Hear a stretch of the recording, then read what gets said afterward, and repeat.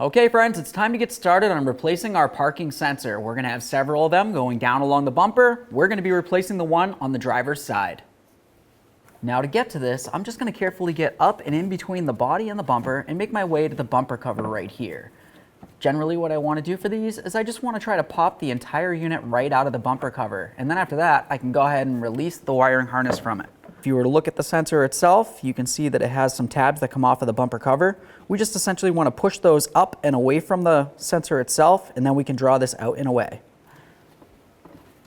All right, now we can bring this down.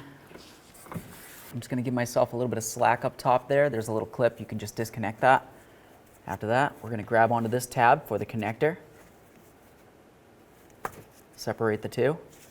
You want to inspect the wiring, make sure you don't see any funny colors. This one looks good.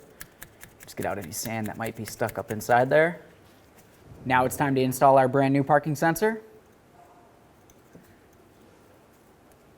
Connect it in, listen for a click, give it a nice tug. You want to ensure that it's safely clipped in. Now I'm just going to make my way up to the bumper cover here, and I just want to squeeze on these tabs. I want to try to have them squeezed in as far as possible, so when I put in my parking sensor, it'll latch in. Now we can take that parking sensor. We want to put it in the same angle that it was in originally.